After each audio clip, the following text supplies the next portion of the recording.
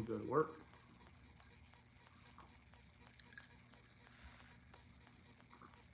What's up, Bigfoots?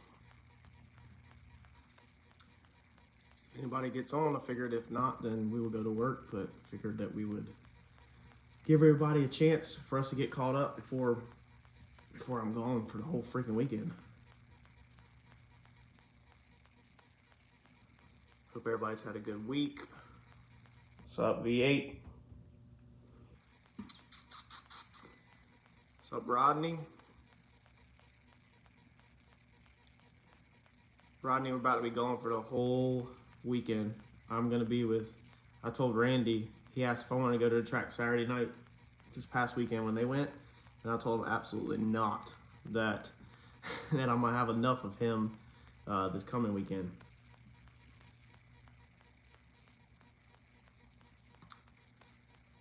So I figured I would just jump on here and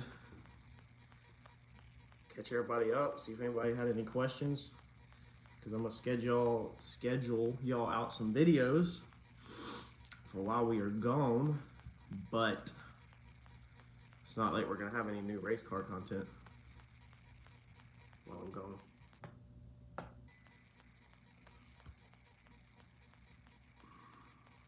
Is anybody else planning to go to the Texas NPK to see John? I don't know where everybody's located at. This past weekend it got a lot of rain. I'm hoping that we don't go down there and then it rains on Saturday and then we have to race on Sunday, because that's gonna suck. Because I'm already gonna be gone Thursday, Friday, Saturday, Sunday. If we have to race Sunday, then that'll put me back till Monday. Oh, you'll be there. That's awesome. Okay. Bigfoots, are you new to the channel? I'm guessing we just gained 1,000. Let's see what the statistics are. 1,100. Right at 1,100 subs in the past 28 days. So we definitely gained, having a lot of new people to the channel. I'm working on, we've already got a website up. I haven't told everybody that. We haven't talked about that, but there's a website up now. What's up, Phil?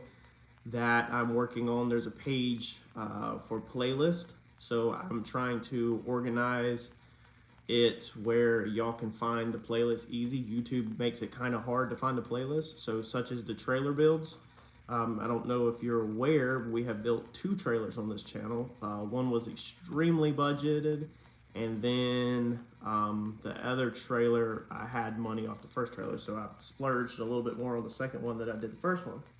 First one I built out of like a lot of scraps, practically, like wood. But the website, we have it broke down. What's up, dude? From Brazil? Wow. What time is it over there? I'm always curious about that stuff, because here it is 8 o'clock at night.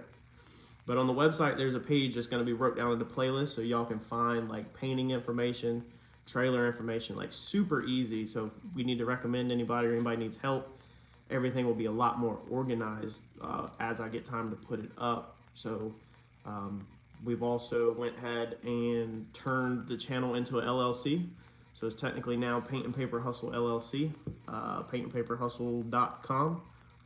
So we've done all that. I have not announced that. I did that like 2 weeks ago.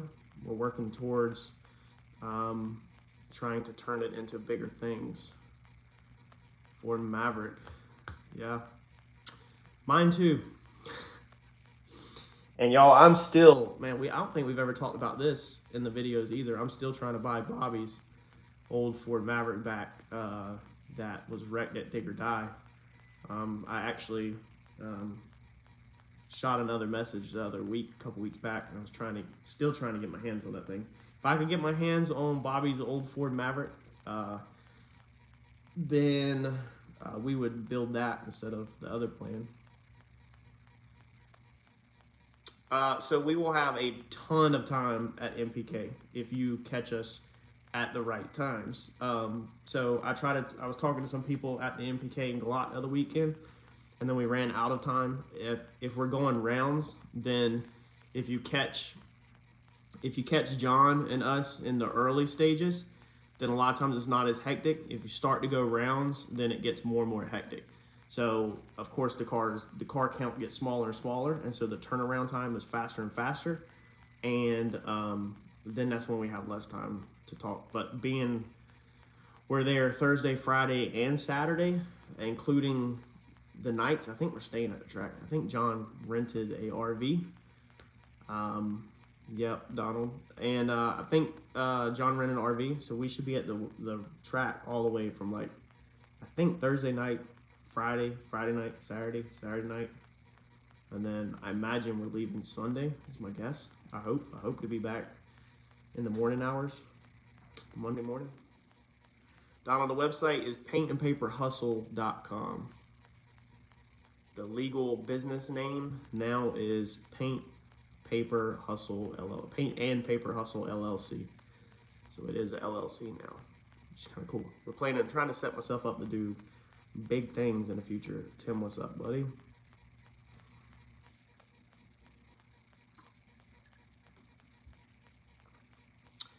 So yeah, I almost filmed a video on an update last night, and then it was just a bunch of talking, and I was like, I trashed it.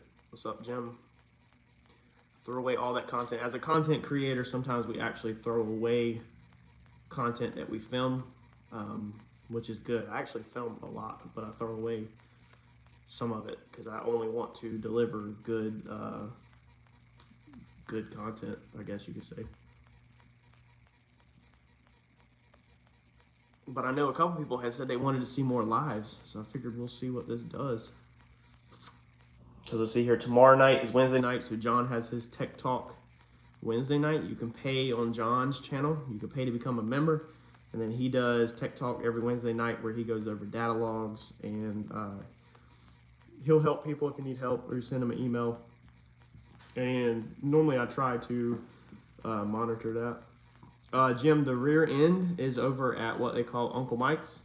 The same guy that back halved Randy's car is doing my rear end. So I actually spoke to him just an hour ago, I think it was. And I dropped off the rear end Saturday, and in the morning I have to go drop the axles off because he's ready to confirm fitment.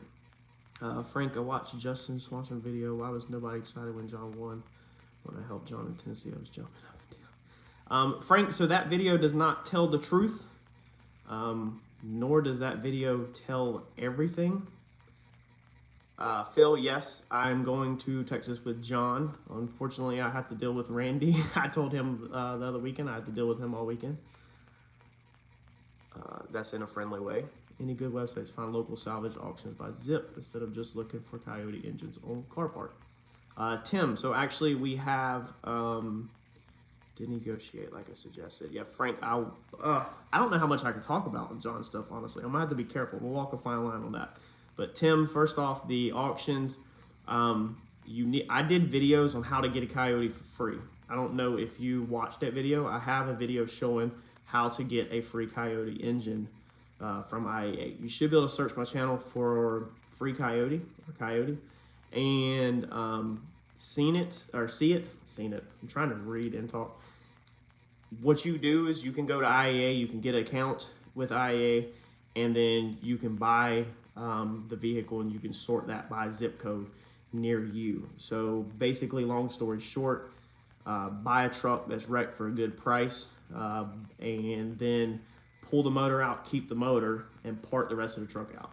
And a lot of times the part out will bring you as much as you paid for the truck. We did watch that load. Okay, let's go park it. It doesn't take skill, Tim. It does not take skill. I don't either. Video on how to title a car after you repair salvage. Yeah, Frank, I'll actually address that here in 1 second. Let's go down all these. Tim, you don't have to have skill. I don't know. I just start taking bolts apart until stuff comes apart, like literally. If you'll just buy the truck, use, if you're on Facebook, use Facebook to list the items for part out, just individual items, or just list one item with a picture of the truck that says part out, the location you're at, like mine's Wilmington, North Carolina. I give my address because it's business, and then just let people contact you. When somebody contacts you and they said how much for the brake booster on the truck, You don't know what the brake booster is worth. I don't know what a brake booster is worth. So then go to carpart.com, type that information in, see what the brake booster is worth. Go on ebay.com, see what change your search result to used. See what you can get a used brake booster for. And see what you can get a used brake booster for, and then kind of set your price off of that. It really is not. I mean, if you have place, the biggest thing is having somewhere to park the vehicle at. So Frank, to title a car after you repair the salvage title. I don't know if you caught the last video. We kind of touched on that. Every single state's going to be different. Here, as long as the vehicle is not, I think it's either 5 or 7 years and newer. As long as it's not a certain age or newer, then all you do is you just buy it from the auction, you repair it. My county is an emissions county, so I have to have an emissions inspection, like small emissions, all that crap. And then you just send the paperwork off, and it just comes back as a title in your name. There's no inspections, no checks, no nothing. But every single state is going to be different. Your best bet is to call your local DMV. So Google DMV License and Theft Bureau near me. Google that, get that phone number, call them. The DMV License and Theft Bureau, they're going to be the ones that are in charge of all that, and they can tell you exactly what you need to know. Because if you listen to somebody on the internet, then you go to try to do it, you could potentially, be going off the wrong information. So I would highly recommend calling your local department. Phil, I've actually filmed 2 shots of the new car, or the new search, I guess you can say. So I have bidded on one. I locked one in Buffalo, New York, which is practically freaking right on Canada. We have chased the same car twice. That has been ran for about 6 months on and off. It's a private seller, a dealer. It's a dealer dump, basically. The same thing I do. This is where people get pissed off at me showing what not to do, but then I'm on the other side and I'm trying to buy dealer dumps. So I'm trying to buy vehicles that potentially have holes in blocks, stuff like that. So a lot of people just can't add 2 plus 2. But anyway, I've been bidding on a dealer car, and the dealer has not took the offers. I come in at about 40% of what he wanted. I have the chance to buy it now for a very good price, but I don't want to pay that price. And so I was ready to bid on it for the 3rd week, which would be tomorrow, and he has pulled the vehicle out of the sale. However, I just put $8,500 on another vehicle that fits my description pretty freaking close down in Florida for next Monday. So I just put $8,500 on it, but I'm winning it right now at $7,500. So it's closing tight into my max bid. I kind of don't want to go over 85 with transport and fees. Would you go with a Gen 2 over a Gen 3 if you were trying to build a 800 wheel turbo setup? So if you're building turbo, I don't think it really matters. There is, I think, the 2011, you need to fact check this, but the 2011 has the larger head studs. So you don't have to like drill or bore them out or nothing. The machine shop don't have to do that, so it has larger ones. However, the Gen 1s, if you've heard on mine, do not offer crank support. But since you're going turbo, you don't necessarily need a crank support. So you could just stay Gen 1 cheaper. So the 2011 F-150 is going to be your cheapest bet if you're trying to buy a Coyote, not a Mustang. I would never buy a Mustang for the Coyote. The only thing, the heads are the same, like so much stuff is the same. The cams are a little different, the exhaust is the same, but the intake side of the cam is different. But if you're doing like I did and you get custom cams, then it doesn't matter anyway, because you're throwing all that in the trash, or you're parting it out on eBay, hopefully. If I did another Coyote build and it was going turbo, I would not care if it's Gen 1, Gen 2, or Gen 3. If you pay for Gen 3, then you're throwing away a ton of stuff, because a lot of the electrical with the Gen 3, I think it is, electrical, a lot of it, the Holly, I don't think they offer a plug-and-play Holly. Last I checked on Coyote Direct, what is that, David's YouTube channel? He tried to do the Gen 3, and they don't offer that, so I think he ended up going Gen 1 heads, because the Gen 1 head setup is the most basic, easy is to do. So it's kind of like I think they call it like a 1-2-3 block, or a 3-2-1. That's probably what it is, 3-2-1, which would be like a Gen 3 block, Gen 2 maybe heads, Gen 1 operation maybe. You have to Google it. But if you're going turbo, dude, when I buy another one, I actually just put a pre-bid. I'm trying to buy us another Coyote tomorrow. And it is, let's see here, I think it is a Gen 1 that I'm trying to buy tomorrow, because I don't care. There's no point, if you're, depending on how much you're gonna do, determines what you should buy, really. 370Z for myself. Have you ever used Copart? Frank, I don't use Copart because I don't like their way that they do things. You basically have to put up so much money to be able to bid up to a certain amount. So let's say somebody tells you, hey, you got to put 200 up to be able to bid up to $1,000. I don't like being limited. When I'm clicking, I just want to keep on rolling. With Copart, there's different brackets, basically. So the amount of deposit you pay is the amount that you can bid up to. And where I'm located at, there's also a less selection. Another thing about Copart is there's a lot more amateurs that have their hands in Copart versus IAA. If you Google right now, flipping salvage title cars, or how to flip a salvage title car, or where to buy a salvage title car, you're gonna get more Google results on Copart than you are IAA. Therefore, more amateurs, people that don't know what they're doing, are funneled into Copart.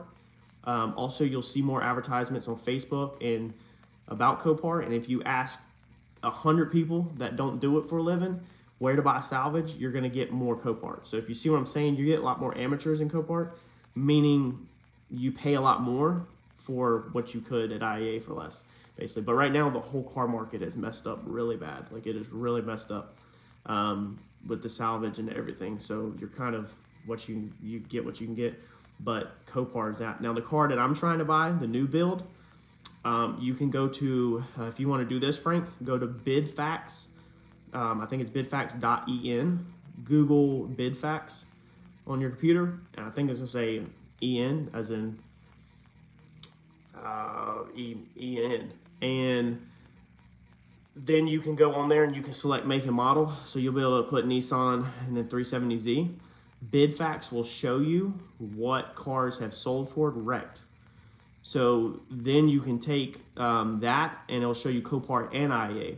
So then you can say, well, I can get a better deal at Copart than IAA statistically. So you can kind of review the statistics. That's what I did with the car I'm looking for. Man, I'm praying I don't slip up and say this car's name, because I've got it on the computer screen over here, but I've got one I'm bidding on, but I'm praying I don't mess up. But when I search for the one that I'm chasing, Copart had better deals, but I don't like dealing with Copart, if that makes sense. Are you making exhaust by yourself for the turbo? Make a video on how to make headers. You should learn at a skill. Frank, absolutely not. Absolutely not. Uncle Mike said when I talked to him yesterday, I think it was, that he will do the turbo kit. If not, of course, Jason Braswell can easily do it. Interesting, under impression the Gen 2 have better internals. Tim, the Gen 2 probably does have better internals. That's why I wasn't arguing about internals, because basically when I bought mine, I took everything out and chunked it in the trash can. Everything, pretty much. I mean, I parted it out, but if I was building a Coyote right now, we would buy whatever we can get a deal on. So the one I'm bidding on tomorrow that I just put $925 on a unregisterable title, you can't register this, it's parts only. I put $925 on this truck. I'm winning it right now at $325, but that's probably not gonna be the case. Tomorrow it'll probably go a lot higher, normally it does. But you can't win something if you don't put a bid on it, even if the bid's stupid. So I would buy whatever I could get my hands on. We would throw the rods in the trash. We would throw the pistons in the trash. We would throw the timing chains in the trash. We would throw the timing guides in the trash. We would throw the cams in the trash. And by trash, I mean like on eBay, part it out, try to recoup some money. We would throw the oil pan in the trash. We would throw the intake in the trash. We would throw the oil pump in the trash. Let's see here. The crank we would keep. So we'd be keeping the block. We'd keep the crank. We'd keep the heads. We'd keep the valves. We'd keep the springs go in the trash. You upgrade the springs. We'd keep the retainers. We keep the valve covers, and that's about it. We order new rods, new pistons, new intake.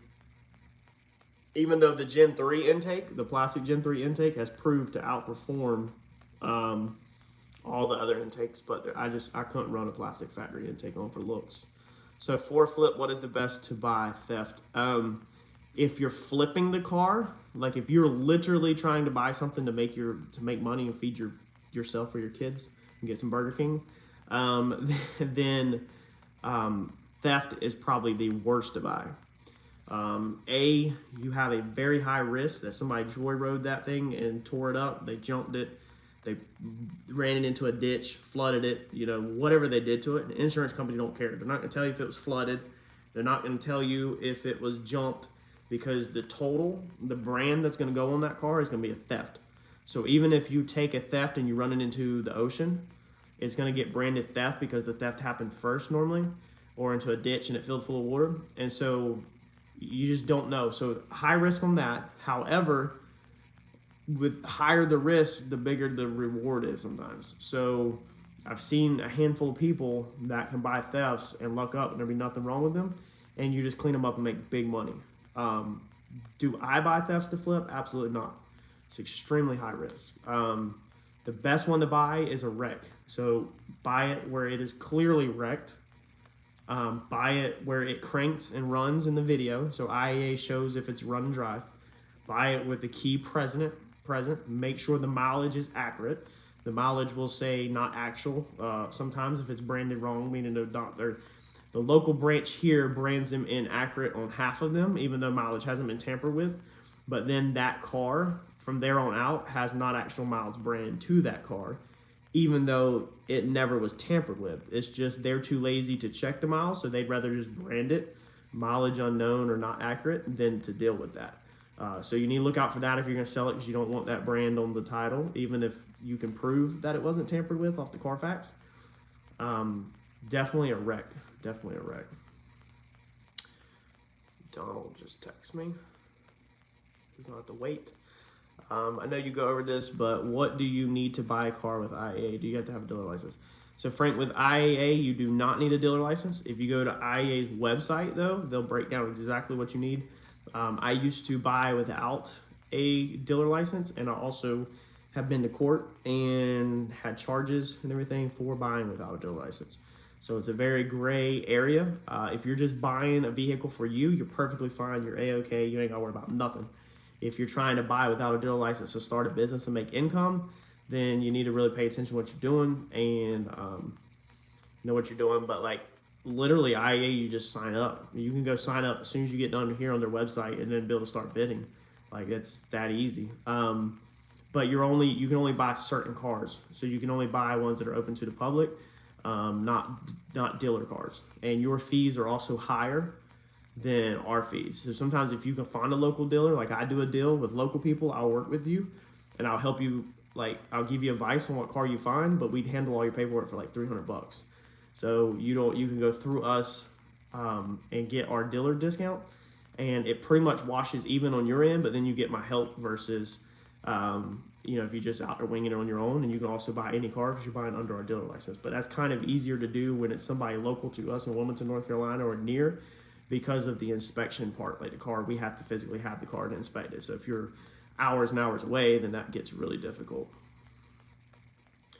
What kind of wreck? What about food? What kind of wreck depends on what you could do, what you can handle. I would not recommend a rear end hit, because normally when a vehicle takes a hit to the rear, it folds the body in. That requires frame machine. So I don't even like doing rear hits because they slow me down.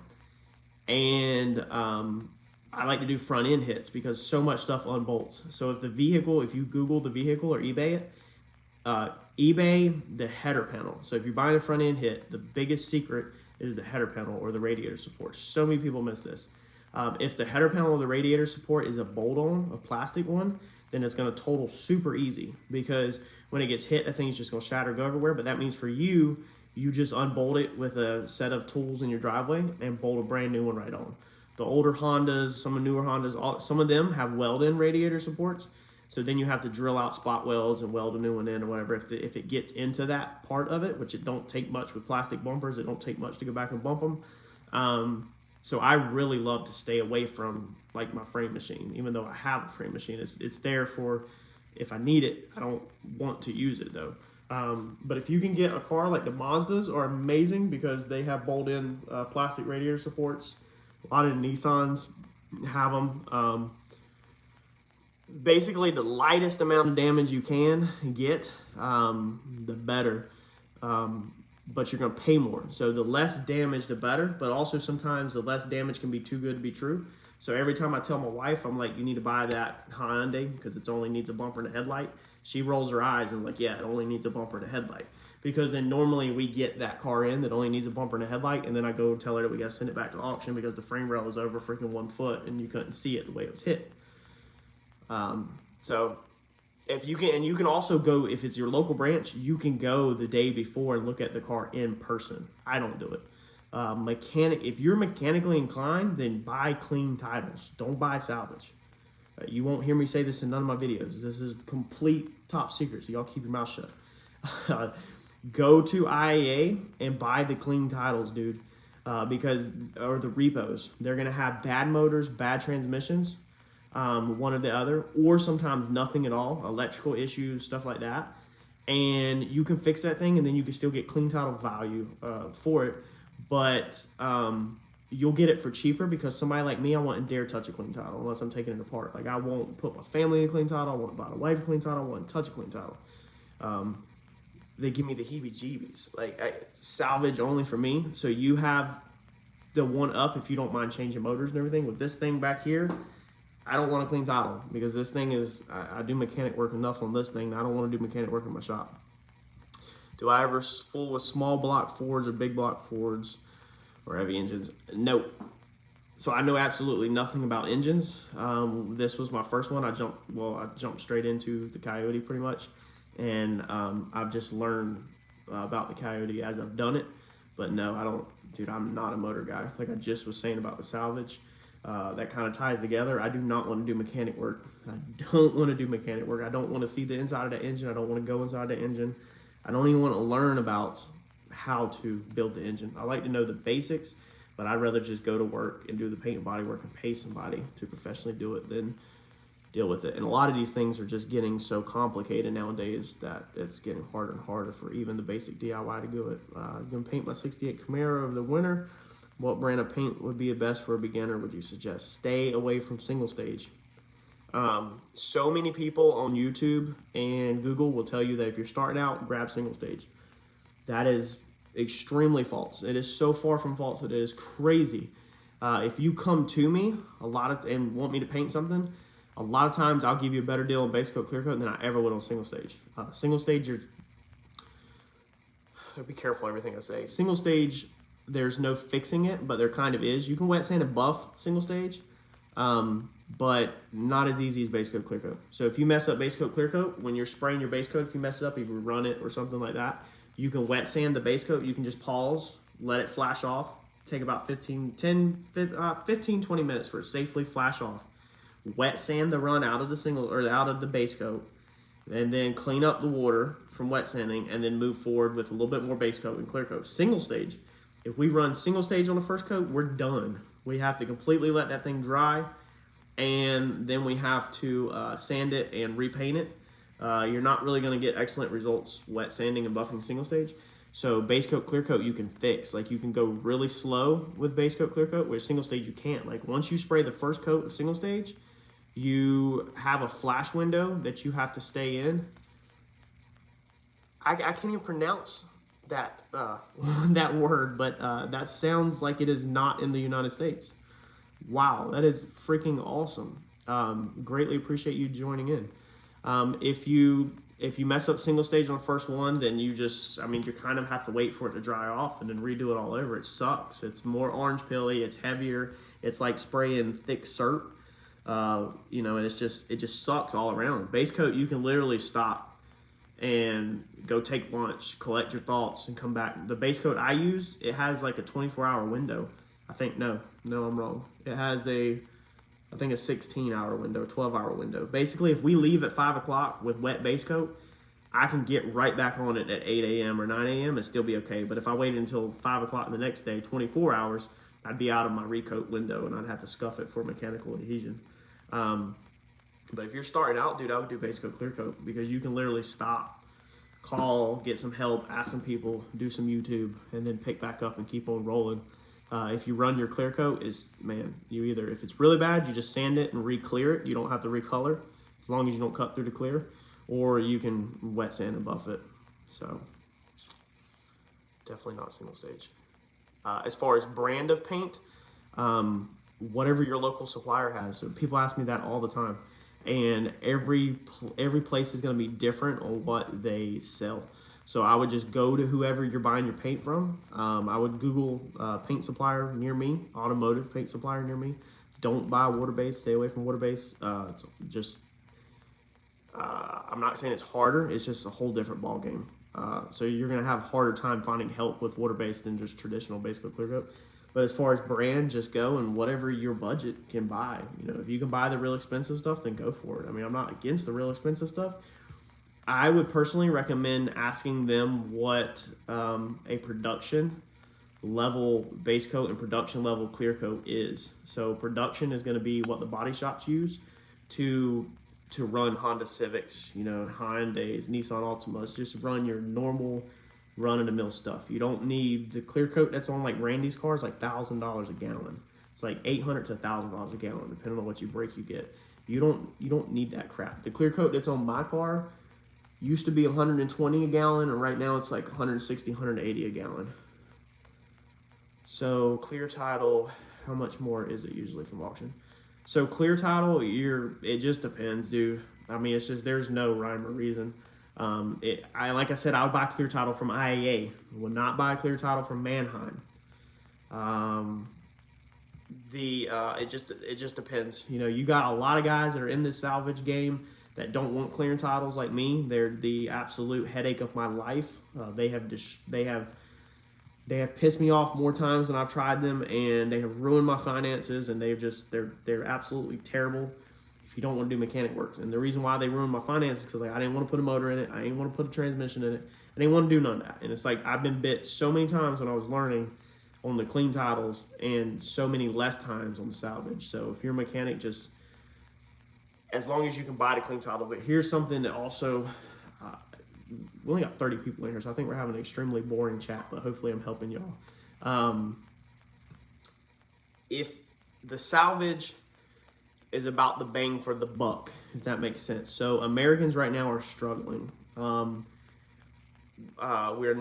absolutely refuse to talk politics or anything like that, so we're not going to go that way. But statistics are that Americans just don't have a lot of money right now. So you need to remember that. So if you've got let's just use a diesel, a Duramax. If you got a clean title Duramax that's worth $45,000 and it has 150,000 miles on it, and its value is $40,000, 150,000 miles. Okay, just an estimate. And I have the same Duramax, okay, salvage title, and mine has 120,000 miles on it or 100,000 miles on it, but it's a salvage title, okay, then I can deliver that truck for like 35,000, let's say. So you're on here trying to sell a Duramax with a piece of paper that says it's a clean title with 150,000 miles for 45,000, and then I'm selling one with 100,000 miles, and my piece of paper says salvage, but I'm asking 35,000. So I'm asking 10,000 less than you are. Who do you think's gonna sell their vehicle first? That's what people it goes slam over their head, man. It's the reason why I'm successful is a couple things. We're not gonna get too deep into it in the salvage game, because it's really hard, believe it or not, for a lot of people to do what I do on a scale where I'm self-employed, my wife works with me, and I have an employee. At my highest rate, I had 3 guys underneath me, and then we have 3 kids, okay? I do all of this. I pay for all of this off of salvage titles 100%. So there's a reason why I can do all of that, and it's all because the cheat sheet is because of the bang for the buck. I will give you a better bang for the buck than anybody with a clean title can. You can't touch me with a clean title because I'm going to give a better bang for the buck. Percy Flowers, why were you raised on this guy's story? So Percy Flowers was about 1 hour from me up the road, and my wife watches PBS, which is Public Broadcasting Station, I think that's what it stands for, the NC PBS, and they did a documentary on him one night. I was scrolling phones and I overheard it, and if you know the backstory, I'm going to assume that you know the backstory to Percy Flowers. If not, you can Google it. so I don't bore everybody. I was like, yeah, I was like, that's what I want. However, the next runner-up is I wanted to name the car Gambino. So I'm married into the Gambino family. So if you know about the mob families and all that, my wife is a Gambino. And so I said, I want to name the car Gambino. But then it's kind of like naming the car after yourself to an extent. And it just didn't sit 100% comfortable with me. And so I went the Percy Flowers route. However, I go tell you that the new car, it will be probably so bad, but that we'll probably name the new car Gambino. Because technically I'm married into the Gambino family.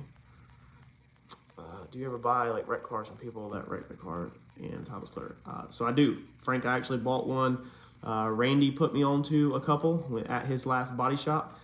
Customers come in to get it repaired. They only had liability. They couldn't afford to repair. They said, do you know anybody to buy it? Randy called me. Man, I'm trying to read and multitask. Randy called me, and I bought one, and we flipped it, repaired it, flipped it. And the other one I bought, I offered it to y'all on the channel a while back. It was a Silverado. It was a really good deal. Nobody jumped on it. I sold that thing as is, and I think I made like $3,000 or $4,000 and didn't touch it. All I did is tow it back. Actually, I paid a rollback to tow it back, drop it in our yard, and then turn around and sold it, made like $3,000 or $4,000 to touch it. Besides that, normally I do not buy cars from people that wrecked it, because normally that person wrecked their car. They can't afford a new car. They're emotionally upset over their car, and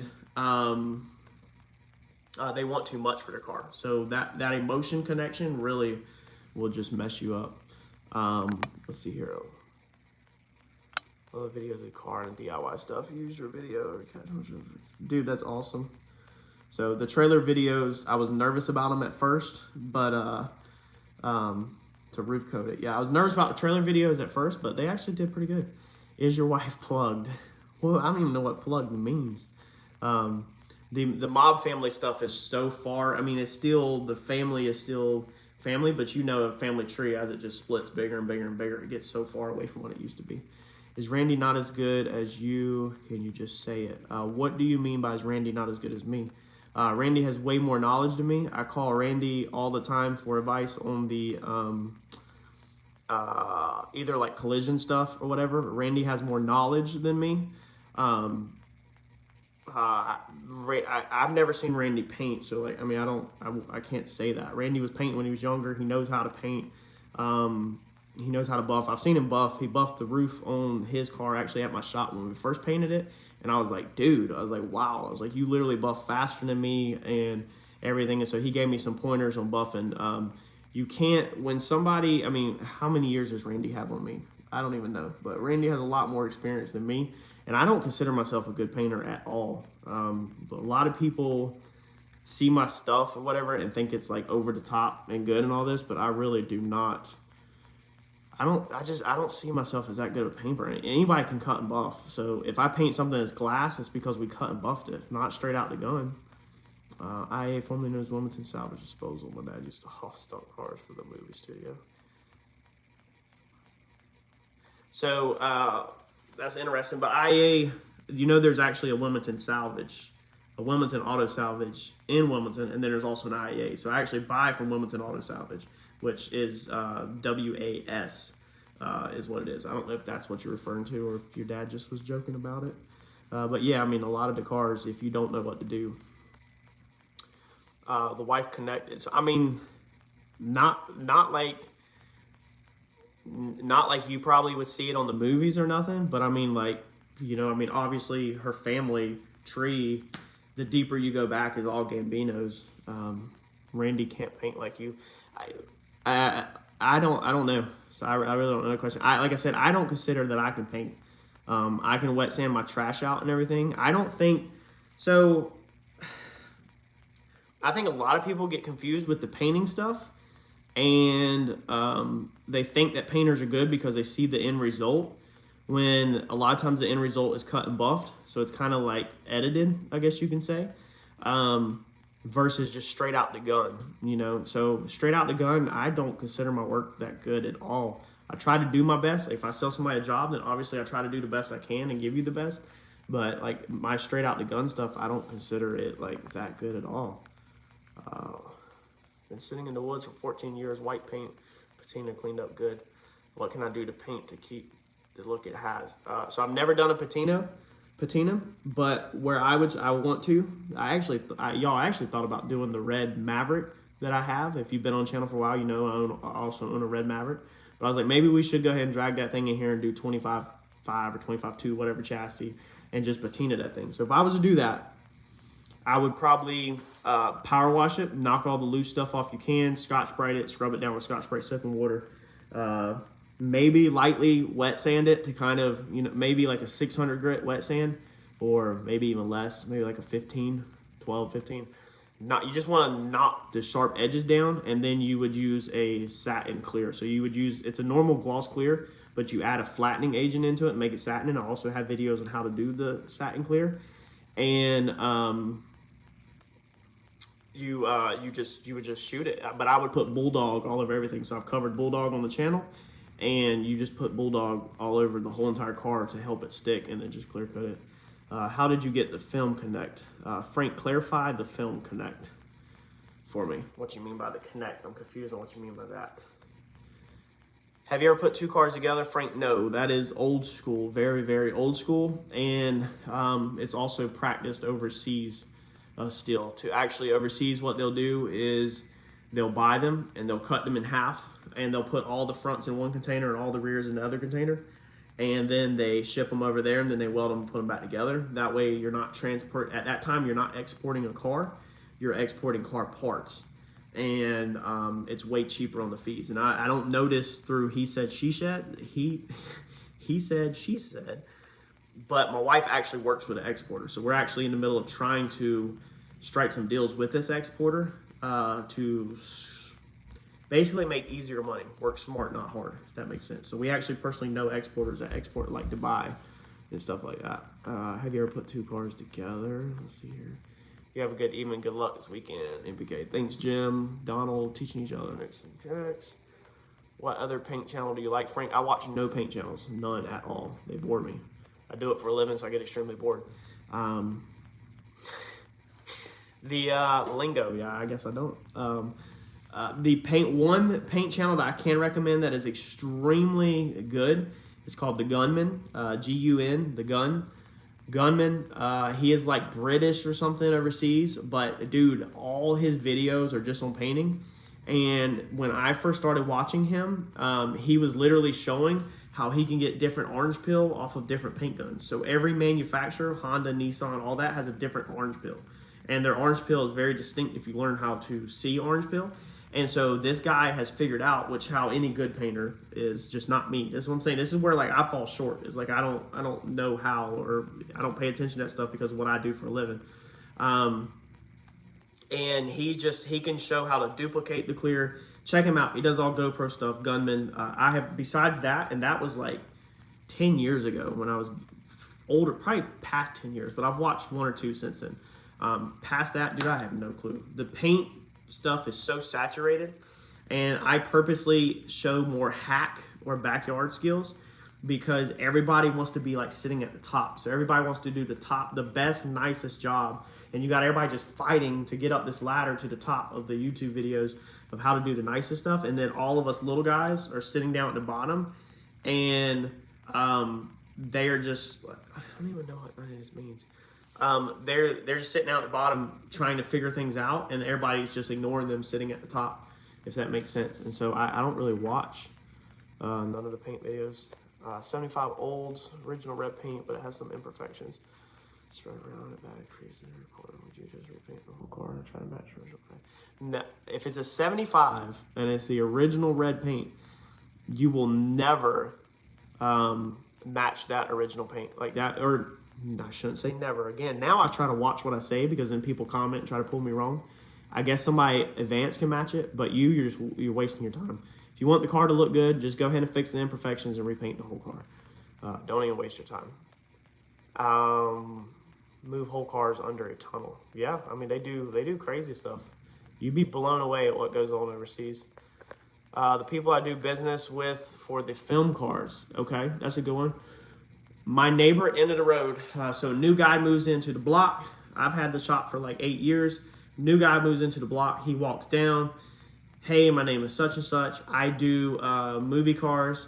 I rented the movie studios, what he said, my Range Rover. They accidentally rolled it over. I'm going to be nice and fix it out of pocket, not knock your head off with insurance. Can you walk down here and look at it? That's literally how it happened.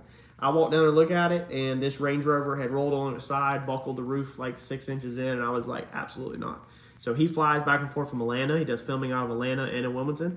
And he was like, well, I'll just take it to my guy in Atlanta then. He was like, maybe we can work together in the future.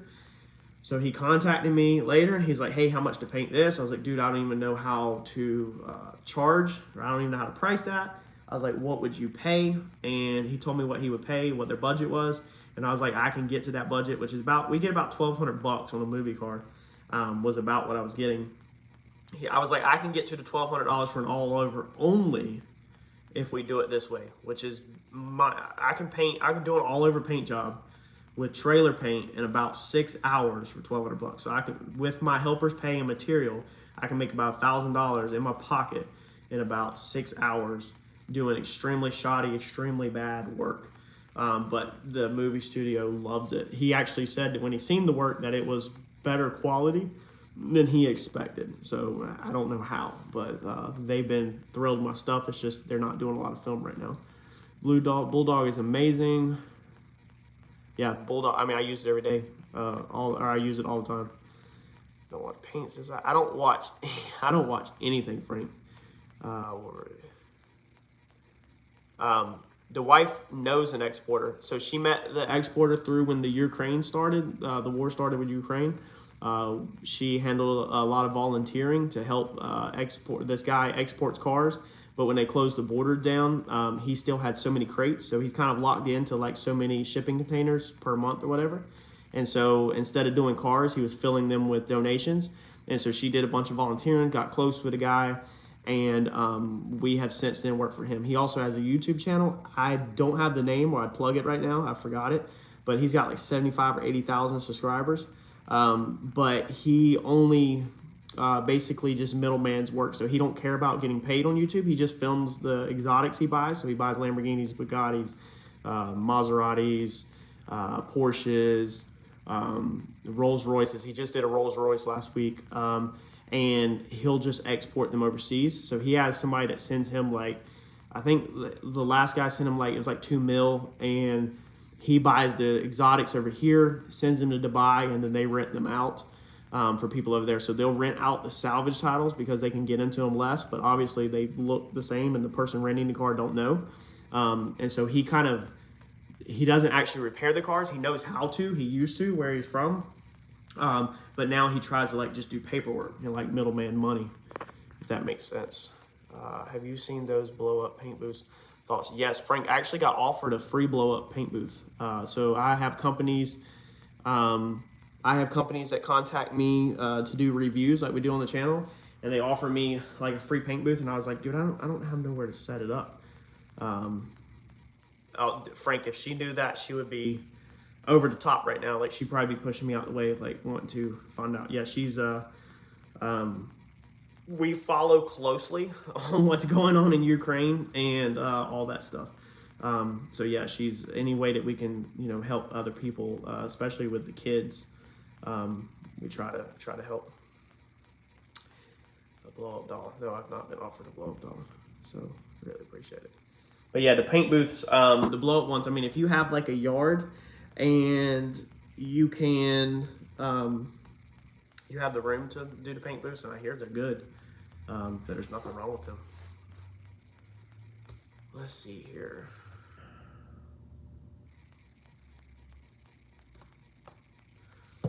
All right, 50 minutes, dude.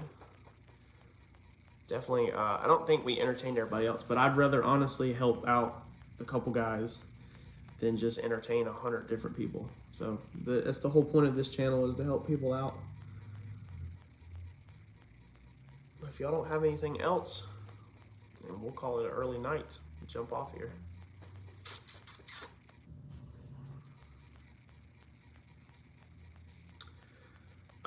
We will be getting back to the track. Let's see here. The rear end may be done next week, possibly. And Then I don't know what John has scheduled the week after we get back. So this weekend we'll be in Texas. So nothing this weekend. And then I don't know about the other weekend. The car's ready to go. I mean, shove the rear end in it. It's ready to go. Once we get the rear end done, the guy that's doing the rear end that y'all have been referred to as Uncle Mike doesn't want to be on camera. He does garage cars and stuff like that. He just doesn't want to be on camera. He's going to actually set up the car. So if y'all seen what happened with Randy's video and the Turbo John's most recent video, Mike set that up for that pass, and that thing went. So he's going to set the car up personally. He's going to redo the bars, chrome ollie bars. We ordered that kit. So I would say we'll be back to the track. Not next week, not this weekend, not the following week, possibly the weekend after if John has anything planned. I kind of go off John's schedule, not mine. I never asked to go to the track. Cousin there every couple weeks. Invasion happened. Yeah, so Frank, if you were on the Turbo John chat the night that it happened, I actually mentioned it on the chat the night it happened because we were watching it live. The flame on the arm, Andrew, that's pretty cool because a lot of people don't ask that. So I kind of felt like I earned it. So I feel like that I'm very like, you can't just put stuff, I guess, on you if you haven't like earned it. Like it'd be, I don't know. Anyway, I felt like I had put enough time into painting, and I did my door panels in the car. If you've seen inside the car, the door panels are flamed. I personally laid them flames out, did them. I've done some other stuff. I felt like I had just finally reached a point where I could have the hot rod style flames and carry my own worth, I guess you could say. And so that's literally like just what it is. I always wanted it, but I couldn't be like a poser. Like I can't have hot rod flames if I personally can't do hot rod flames, which I mean, I'm still not killer with it, but that's literally all it was. Yeah, dude, if you're gonna be in Texas, definitely holler us. Favorite food, what you guys eat at a track? So eating at a track is rough, because like me and Brandon eat like crazy. We try to we eat like we're gonna blow up. But a lot of times it's too expensive. I don't got money like that. People think that I got money, I guess. I don't. I can't afford racetrack food. So normally it's like I'll eat the cheap stuff, the frozen stuff, if they have a cheap bottom of the barrel concession stand. But I don't have like favorite food. I'm actually a very picky eater. Excited for the trip to Texas. It's gonna be cool. To be on Discovery Channel again and to do the filming and that aspect of it's gonna be cool. But the traveling and away from the kids, I'm not excited at all to be away from my family. I'm really doing it. I want to make sure John has plenty of people to record and document and everything like that. I want to make sure he does good. I want to see him win. I would love to see him win out of the freaking whole invitational for the whole U.S. because basically that's what it is. But the time being gone away from the kids and family, I'm not excited about that at all. I'm excited to meet people and everything, but it's gonna be rough. Plastic dip, does it last? Is it worth doing? Plastic dip is not worth doing. If you're doing small things, so we plastic dip wheels sometimes on flip cars, like if they look like crap, we'll plastic dip them to sell it, they'll look flat black. But you have to get plastic dip really thick in order to pull it off like it's supposed to be. A lot of people put it on too thin. What's up, Glenn? People put it on too thin and then it doesn't peel off. But by the time you spend all that money on plastic dip, if you're doing it yourself, you can literally buy a base coat, clear coat for like the same price and do a base coat, clear coat job.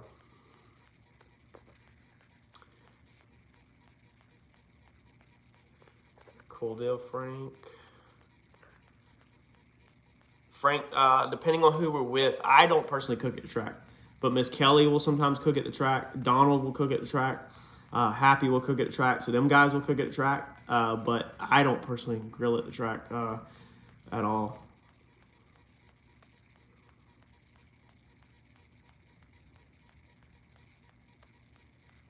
Glenn, we are going to Texas. Yeah, we are going to Texas. Negotiate. Why not bring the wife?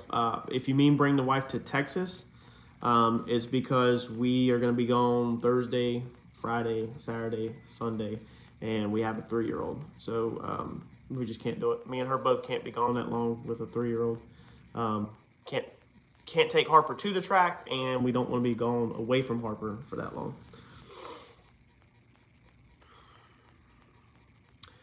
Okay. I have no clue what route we're taking, Coleman. I actually have no idea. I'm gonna ride with Donald. So me and Randy are getting picked up by Donald at like, I should be getting picked up around 12 tomorrow night. We have to be at John's house at 2 a.m. And we're leaving John's house at 2 a.m. Donald's pulling John's trailer, and and Kelly's driving her car. So all of us are splitting basically 2 vehicles. We're staying at the track, Frank. So I think Miss Kelly has rented an RV, I heard, I think John say, that sleeps 9 people, supposedly. So I guess we're going to hunker down at the track. Wife says I should get a hotel so I can get some good sleep because all them guys snore, and I do not snore. Yeah, Glenn, I really hope John does good. Like, I really do. Like, I don't care about me. I want to see John do good. I want to capture the best film possible for John. I want him to come out with a banger video afterwards. I want him to have fun and not be stressed out and be able to just, have a good time. Glenn, I see your videos have been doing a whole lot better. So if you like to see hot rod, old school stuff, Glenn's Hot Rod Garage has a YouTube channel. He's starting out, but he is definitely getting a lot better. That's a channel you could jump on board with while it's small. Yeah, John definitely deserves it. Like, dig or die. Dude, we are so freaking close to dig or die. People don't even understand. If his car was not hot at the last one, I swear he would have gave that boy a run for his money. They rushed us up to that race, and that car was way too hot. And this year we'll have a radiator. John has a radiator in his car, so I'm hoping things are a little different this year if we can make it that far. Yeah, I was stoked that John won at Galat, and that race. It's crazy because the race with Justin is just not. It's not what the cameras put on. I don't know what John's going to disclose in his video, so I'm not going to talk about it whenever John releases his video. But I watched Justin's videos last night, and I texted John. There's a couple things that Justin said that is false, that is not correct. Now, if you were at the racetrack, come holler at me, and I'll talk to you. Sure, John will talk to you also, but I'm not going to talk to a camera about it. Dude, Glenn, the drag and drive stuff is getting pretty big. Frank, we're gonna name the next car Gambino. I'm pretty sure that's what I'm gonna name it for sure. But yeah, Glenn, the drag and drive stuff, people love it. Justin Swanstrom, we raced Justin Swanstrom. That's the Street Outlaws that we raced. Justin released that video last night, I think it was, or yesterday. John has not released his video. I texted John and I was like, hey, you should go ahead and dump your video. Justin's already dumped his, but. I think John wants to do what's right, and I get it. He's not worried about Justin or anybody. He wants to make sure that he doesn't do the wrong thing with Discovery Channel. And he don't want to release something to make them mad. So, but yeah, Glenn, the drag and drive stuff is pretty big. Weirdly enough, I have no interest in it at all. I have no interest in riding my car around for that long. But I mean, it's pretty cool. I mean, it's pretty cool that they can drive the cars and go that fast.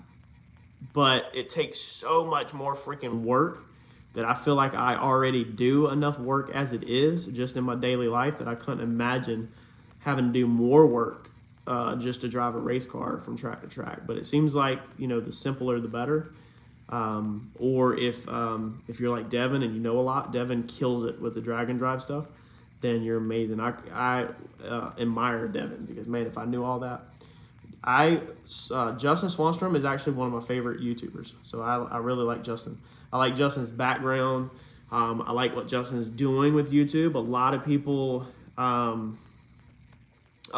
don't understand Justin, and a lot of the older crowd does not understand how he makes his money monetized on Facebook. They say get off Facebook and go get a job when he's actually getting paid for Facebook. Like, my best paying month on Facebook was $1,000. I know John's best paying month on Facebook was like $1,000, $1,200. I can tell you that. I'm the one that kind of told John, hey, you need to jump on Facebook. But me and John ain't making nothing on Facebook no more now because the changes to Facebook where it's just not paying content creators that great. But there are other ways. I know Swanstrom still is because that's his job. So he's focused, whereas we're not really focused on it. But you can make money on all the platforms, and that's why Justin does Facebook, YouTube, Instagram, OnlyFans. He's not doing OnlyFans no more, I don't think. But when you do all of that and you get a little paycheck off every social media platform, then it really adds up. Like, I mean, the month I got paid $1,000 from Facebook, and then I got my YouTube payment. I did a video on how much I'm making on YouTube a couple months back. I mean, that's a pretty good chunk, dude. Electric cars in 15 years, Frank, I have no earthly idea. 15 to a 20-year-old car is about where you want to be at flipping cars, no older than 20. If you get a car that's 20 years old, it's kind of outdated and it's rough, like on the flipping side of it. But once we do cycle into electric cars, I am kind of worried about that. Like, I am worried about that, but I'm hoping that I have set myself up now to do other things in the future money-wise, and I've set up the house payment and where we'll be at with the shop and everything that I'm planning for the future, that I won't have to deal with the technology. I'm not against electric cars. The technology is a different ballgame. I don't like electrical. It's a different level of work. Yep. How do you make money on Facebook? So you get monetized just like you do on YouTube. We were making bank on Reels. So everybody was posting to Facebook Reels. There was people that quit their job because they were making $60,000 a month on Facebook. I've seen it. I've seen the paychecks. I'm in private groups to help other creators out, and I promise you there's people making $60,000 a month on Facebook. Facebook paid out a ton of freaking money in a new program for the Facebook Reels, and they messed up. And so they since then has changed it, and they're not paying that no more. It was when the Reel program was new, and they had what it called a Facebook bonus for content creators. And they paid out a little too much, I think. They shelled out a little too much and they backed it down. And now content creators don't make anything practically off Reels anymore. So to make your money now, you have to have interaction. So people liking your post, talking on your post, commenting on your post.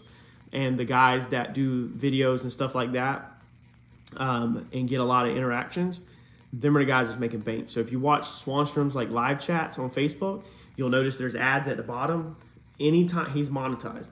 Anytime somebody is monetized that has an ad running on one of their things, they're making money also while they're doing it. So when he's just small talking, and just whatever on Facebook, then he's making bank. And when you see him trying to get people to send him stars, you also get that. So like 10,000 stars, I think it is like $100 for 10,000 stars on Facebook right now. So if you were to send me 10,000 stars, which you have to purchase, then that would be 100. I'm sure they take their cut. So there's like different ways to make money on Facebook, but it's not the cash cow that it was back this past summer, because it was a cash cow this past summer. I was making like low side 200 a month, and then the highest one was 1,000. There was a couple like $400 months on Facebook alone. Andrew, absolutely. Yeah, Swan Talk. Okay. I don't, that's the podcast. I've watched a couple of them.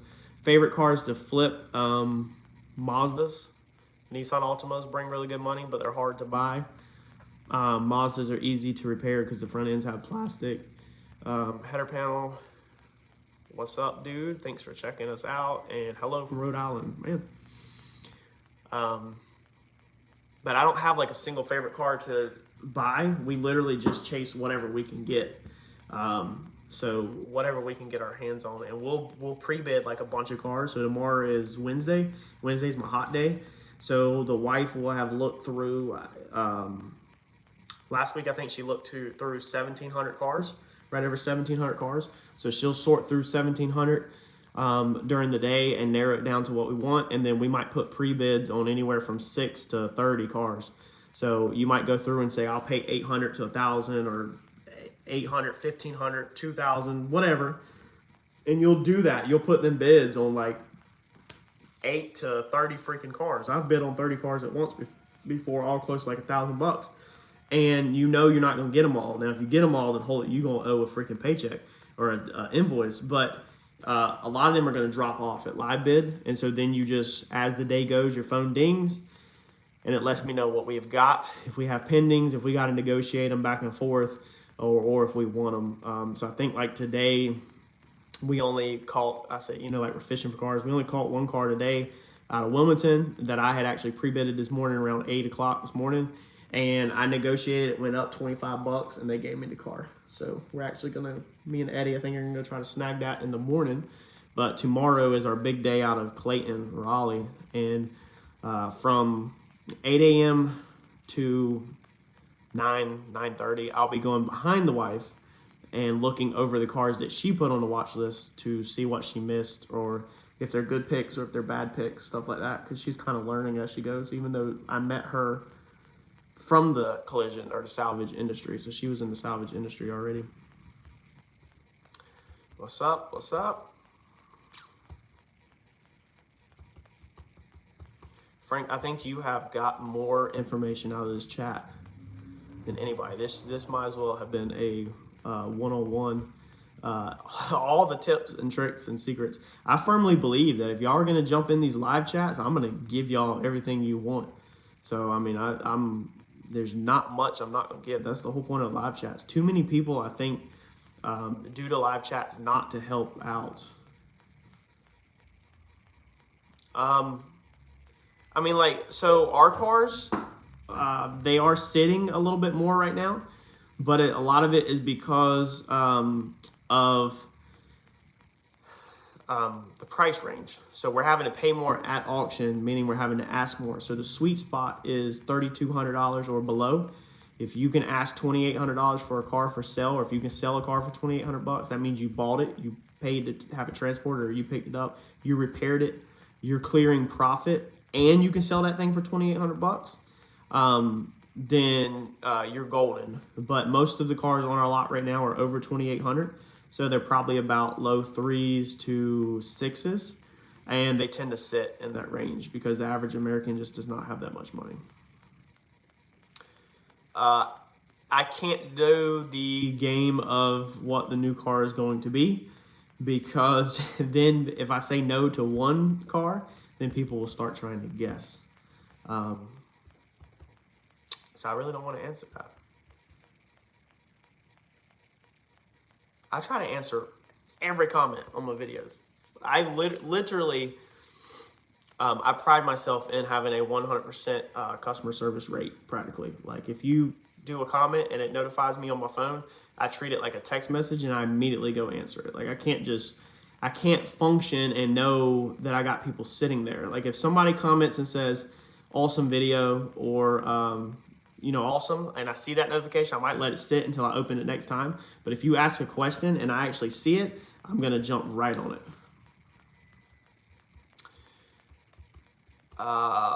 Building a tow truck for doing repos? No. So we actually only have 2 buy here, pay here cars out right now. We have trackers and all that stuff, but we actually don't do buy here, pay here that much. We want to. That's where the bank's at and being a dealer. No, we actually have a friend that would do all of my repos. All right, Donald, YouTube. I actually have a friend that owns a repo company, and he'll handle 100% of my repos if we ever got to a point where we were doing that, mean buy here, pay here's. All of my cars are just straight cash sales. So when you come to do business with me, it's a wad of cash. I get a wad of cash. You leave, you own the car, no payments. Like I said, there's only 2 payment cards out right now. I will answer that. It will not be a Fox body. It will not be a Fox body. I like the way a lot of Fox bodies look, but from a financial point of view and a business point of view, my views, I would be in a saturated market where you can't really top the Fox bodies. I believe that the baddest Fox bodies have already been built. I don't believe you can top a Fox body as far as looks. I don't care about speed or performance. The looks of one, I think that they've already been topped. I don't know of anything that I could one up anybody on with a Fox body build. And if I do a build, we're going to one up the whole entire United States, and the internet is what I have in mind. I am going to Texas, so if you're going to be near Texas, definitely come by John's camp and holler, and we will talk. I will talk about whatever y'all want to talk about. I told John, I was like, dude, let's go live on the way up, and let's shoot the crap. But it'll be during the Thursday hours and Friday hours, so a lot of people will be at work. Maybe Thursday afternoon. Frank, I have not been to New York City, but I would love to be. I would love to go to New York City. I would love to strike it rich and own a penthouse in New York City. and have a shop out on the skirts of the city, kind of in the country. Low key enough where I'm not really getting bothered. Not so low key that you can just shoot barrels in your backyard with shotguns. I don't want that low key. But low key enough where the fire department's not, or the fire marshals and stuff are not bothering me all the time and people popping in. But I would love to live in a penthouse in the middle of a city. Cool, appreciate that, man. Like I said, John said it's kind of loud, and it is hard. I mean, when you're running 70, 80 miles an hour down the interstate, you're covering so many different towns. I mean, we've been on here for 70 minutes. The amount of towns that you would have covered and the change in the phone signal and stuff and the cutting in and out, and then the phone's microphone will pick up the exhaust of the vehicle and, exhaust of the vehicle and stuff like that. It is hard to do it in the vehicle. Yeah, my wife is from New Jersey, and she grew up going visit or having friends right there in New York and Times Square and all that. So she doesn't. We will probably never move, but yeah, she doesn't have no interest going back because she's from there. But I absolutely love the big cities. So big cities, just packed in there, so much freaking money. You can just smell the doo-doo coming out of the sewers. Like the money that is flowing through them cities is freaking amazing. I appreciate it, Andrew. But my lifestyle, I probably would never be able to move to a city, unfortunately. I've tried owning, like I've had a couple higher end, nicer cars, and I can't even own a freaking car without driving a truck daily because I haven't carry crap. Like as soon as I drive a car, then I find something beside the dumpster that I need. So I have been to New Jersey for family stuff a couple times. I think we're about to fly back to New Jersey for a wedding, actually. I think next year or April. But I've been one or two times, and I was actually blown away. I always pick on her how the North is so, like, you think of it as a city or everything, but like the part of, we also went to Pennsylvania when we were up there, and that town was such a hick town with like miners and stuff. Nothing offense, I'm just saying, like when you think of the Carolinas, you think of hicks. Then when you think of like New Jersey, Pennsylvania, or up north, you think of northerners like cities, and it actually was not at all. It was crazy. I met my wife at IAA, so like 75% of the friends list at my wedding was IAA related people.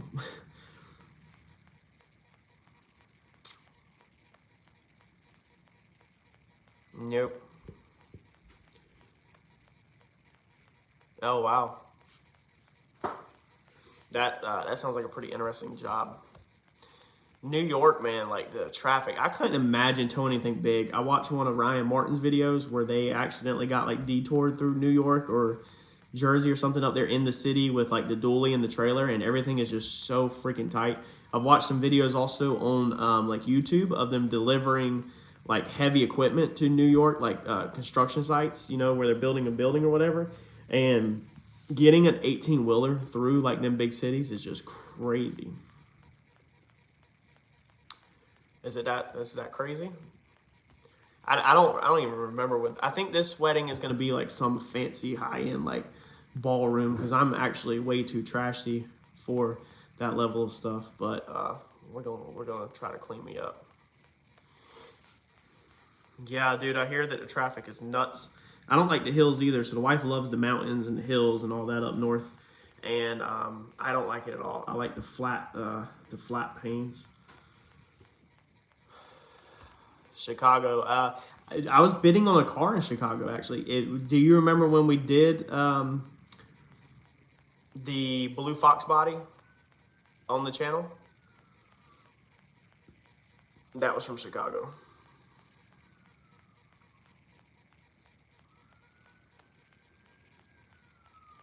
I'll have to ask her. I don't think it is, though. That name, that does not ring bells at all. So I don't think it is.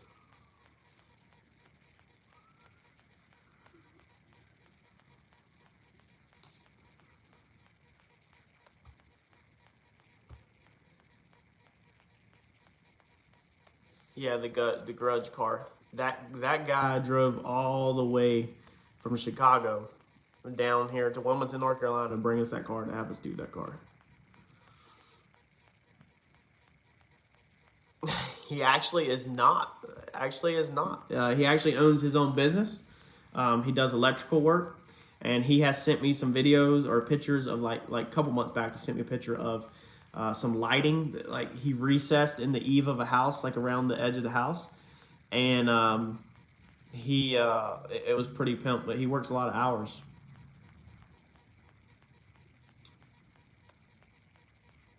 Frank, yes. And let's see, how did John do? How did John do on what? If you meant an NPK, he won the, as you see on Justin's video, he won the final and then went on to race Justin Swallstrom. And yeah, dude, I was offered the other week. I turned down like $10,000 for an all over, and I was like, I just don't want to do it. There's a lot of money and a lot of time to paint all over.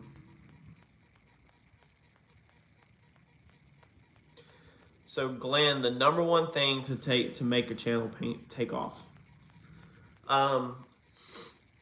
you have to put your video. You have to get your video in front of a large audience, and when you get your videos in front of the large audience, you have to be ready to be in front of that large audience, if that makes sense. So what happens? I'll give you an example. Is yes, at the NPK, he won the finals. Swanstrom showed it on his video. Turbo John won the finals, so we won locals only, and then we went on to race Justin, and then we lost to Justin. Justin already showed. I'll talk about that because Justin showed that in his video. But Glenn, a lot of people won't be prepared for when they get their shot. Okay, so then when they get their shot or they get a big plug, they won't have good content to keep them videos. So if y'all watch Real Good at Doing Stuff on YouTube, I think he was floating 25, 50,000 subs, somewhere around there. And he tunes Cletus's car. So Cletus like plugged him. He blew up like 10,000 subs overnight. Cletus was blown away that it was just 10,000 because Cletus felt like he should have rolled 100,000 on one plug. And Cletus plugged him again. And Cletus was like, hey, come on, y'all. Like, let's get this man 100,000 subs. The guy got 100,000 subs because of that second plug, or it was like near it. However, his views like skyrocketed, but then he couldn't hold it. So they were highly entertained by him tuning Cletus's car, but this is all my opinion. You can go look at his channel yourself and look at the numbers and judge for yourself. He was not feeding his subs what they wanted, and I think they got bored. And I think he lost some, and then his views have fell back down. So the number one thing is to, while nobody's watching, which is what I always tell people if you're going to start out doing YouTube, while nobody is watching, crank the videos out and practice. Get comfortable with yourself and get comfortable with doing YouTube. And that way when you get your shot, you're ready to rock and roll. Now, I'll personally tell you on this live, which I've never really told anybody, I'll tell you how I got mine. I just got 900 subs and was happy as hell talking that big numbers. Yeah, I mean, I remember when I was in them shoes. So when Randy wanted his car painted, of course, everybody paints cars for a certain amount of money, okay? When I originally met Randy, I seen potential in that car, and I personally told Randy, and I personally told John on it, I was like, I really want to paint this car. Told Randy more than anything. I was like, that car was flat black. I was like, I'd love to take this car, clean this car up, and paint this car. And Randy said, whenever I go to paint it, I'll give you first dibs, and we'll see if we can work something out. So I said, cool. So John does all of Randy's content on his car. I didn't know John at that time. Okay, but 2 + 2 = 4. It always has and it always will. Yeah, he's not a very good YouTuber, and that's where you lose that potential. So Randy was like, okay, cool. Here's your opportunity to paint the car. What will you charge me? I said, I'll tell you what. I'll charge you X. We're not going to disclose that number. I'll charge you X, but I want all the footage on doing the job. Okay? I was like, I want to do the job and record it. I want to put it on my channel. That's it. That's all I asked. I didn't ask for anything else. Now, what I was hoping would happen is I was hoping y'all or people on John's channel would ask, where's Randy's car at? I was gambling. And then John would say, well, it's at this guy Courtney's shop. Now, John didn't have to plug anything. I didn't ask for anything, never expected anything. I still don't expect anything. I believe in earning what you get in life. So I worked really hard. I filmed all of Randy's stuff, and I put in a lot of hours, and I tried to make that car the best I could for a discounted number. And I was gambling and holding my breath every time that I was sanding at 3 or 4 a.m.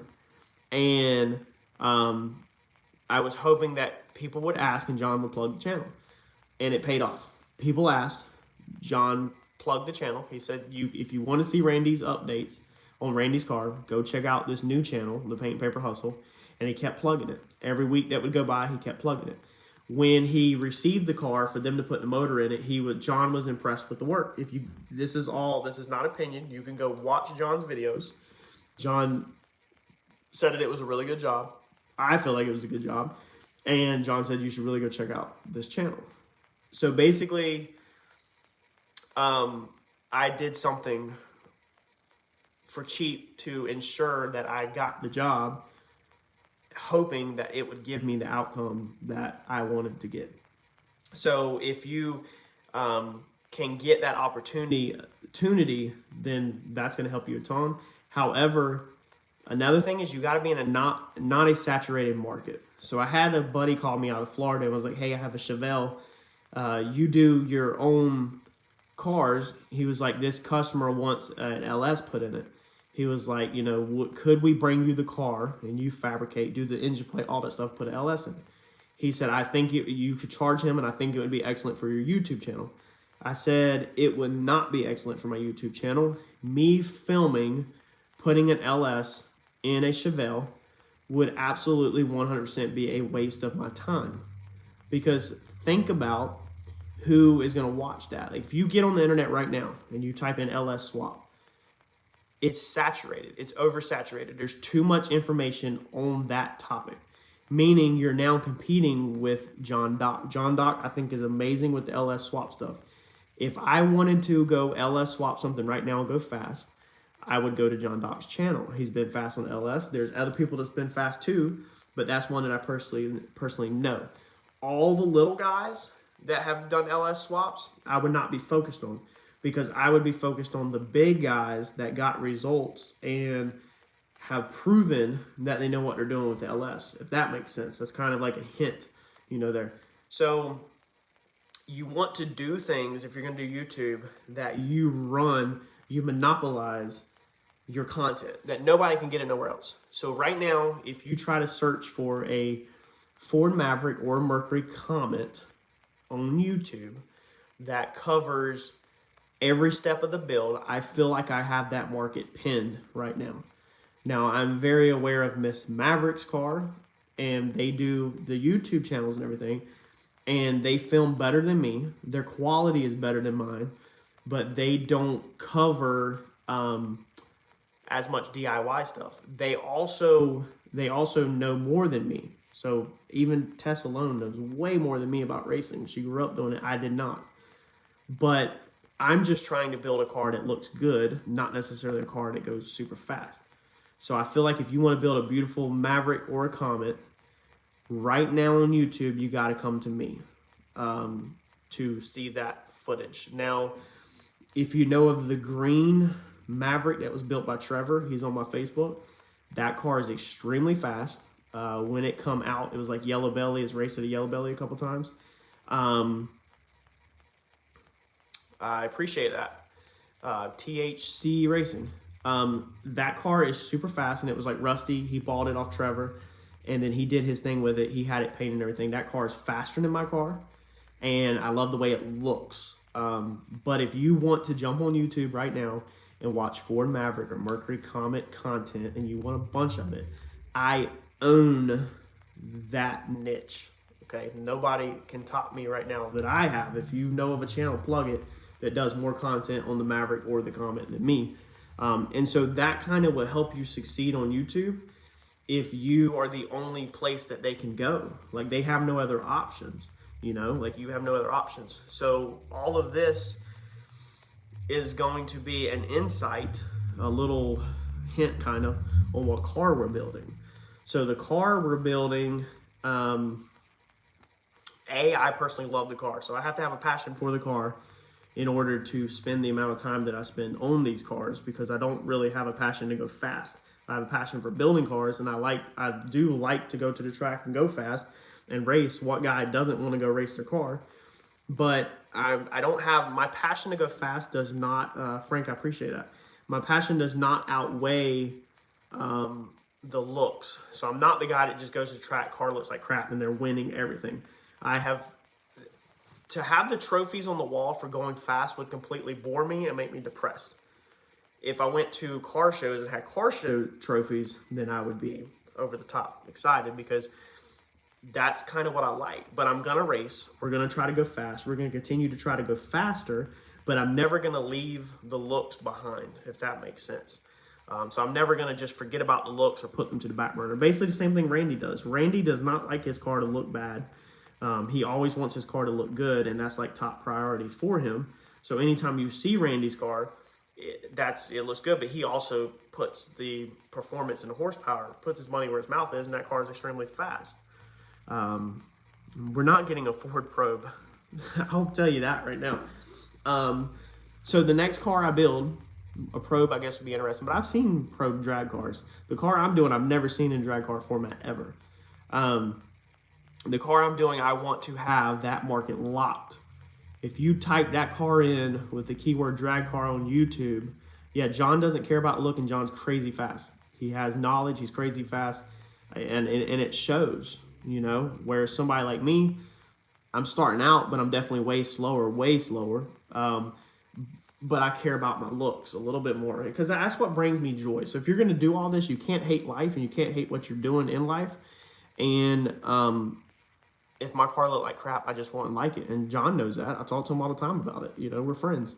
I really like the look side of cars. But the new car, we're going to have the market locked. And we're also going to Coyote swap it. So not only has nobody ever put it in drag car format, but definitely nobody has put a Coyote in it that I can find. I've Googled, I've YouTubed, everything I can't find anywhere. So I should 100% have that niche completely on lockdown, where to get that content you have to go to me. So them are some monster tips on how to succeed at YouTube, like tremendous. V8, so I've told John, you got to be careful, you know, don't push your wants on others, but John knows that we are 100% behind him, me and Randy. And if John would allow us to paint his car, I would do it 100% for free. And I would do John's car 100% for free.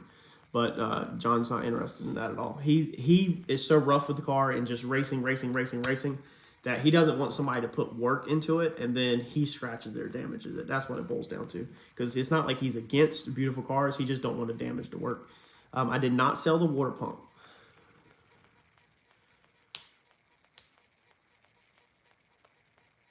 Oh, wow, okay, cool. Brian, yeah, I got rear end I got from Brian, and the better truck I got back. I did not sell the water pump. So if you want to contact me about the water pump, every single YouTube video I do has my email in the description, or you can go to the website, paintpaperhustle.com, and there is a contact us page, and you can directly email me through the website, and we can, outside of YouTube, sort out the price and everything. I think I mentioned the price on the YouTube video. Basically, you know, I'm just trying to get a little bit of money back on it.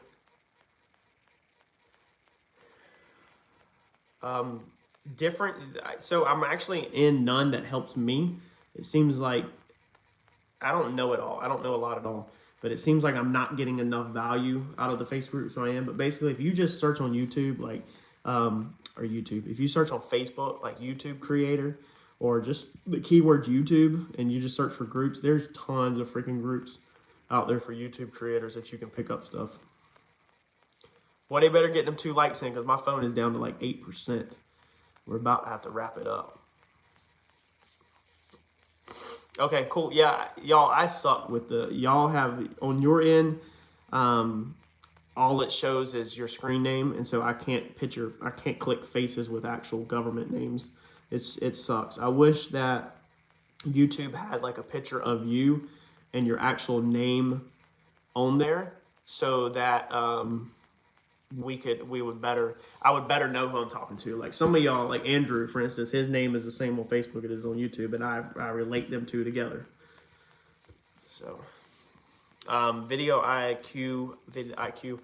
I don't even know what it is. I edit all my stuff on iMovie. I don't know what vidIQ is. Yeah, government names. Your legit born name. Andrew, I greatly appreciate it. Dude, we've been on here for 91 minutes. I figured that we would do this tonight though, because tomorrow night is John's Tech Talk, and then I'll be leaving at 12. Is that a.m., p.m., whatever it is, to be at John's house by 2 a.m. Yeah, Glenn, Tess has a car. Yeah, Tess has the Maverick. But like I said, they don't do the volume of DIY content on that car that I do.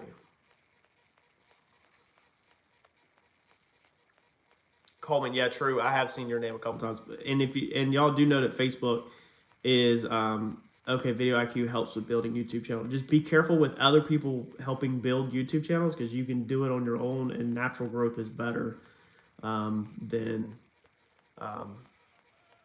anybody else. I don't know how vidIQ works. Just be careful.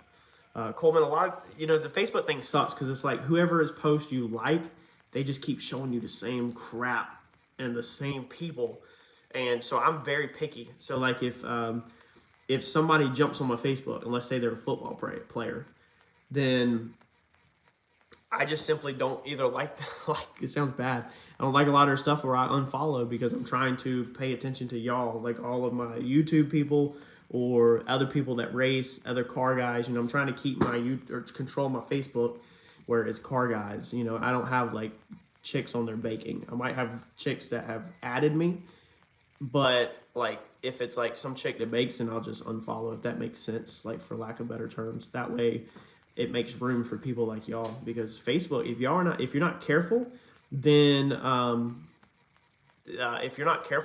freaking Facebook will it'll just snowball. It'll just keep showing you people that you're not even interested in.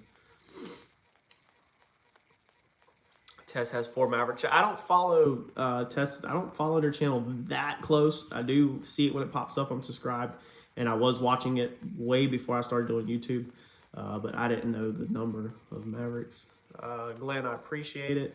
The toilet paper is running backwards. So the toilet paper is literally there as a catch because I want people to stay watching the end of the video to see what's next. A lot of people would just exit out. As soon as they hear, if you mess up and say that that's a wrap, and then you continue talking, your views will drop as soon as you say that's a wrap. But I wanted to put something that really will make people be like, what is going on? And if you stand there and watch it dumbfounded, trying to figure out what's going on, then it's already popped up the video recommendations for you right there, and it's got your attention. So that's the reason why there's toilet paper running backwards. It absolutely makes no sense at all, but that's the point of it, is not to make sense. So you sit there and stare at it, trying to figure out what is going on, and hopefully you click another video. We out. Thanks for sharing. Andrew, I greatly appreciate it. But yes, my phone's about to die, and that's 95 minutes. So I am going to be out of here. If y'all are in Texas, definitely holler, and we will hang out and talk as much as we physically can. Me and Randy are big talkers. I know John likes to meet everybody too. And yeah, I'm going to get y'all some videos out, but I'm going to go ahead and tell you, they're salvage, they're painting videos, they're how-to videos on painting stuff. We're working on the new F350. I'm trying to get that together, and so I'm videotaping stuff along with that. Glenn, I greatly appreciate that. I'm videotaping stuff with the F350 to try to help other people out with their projects.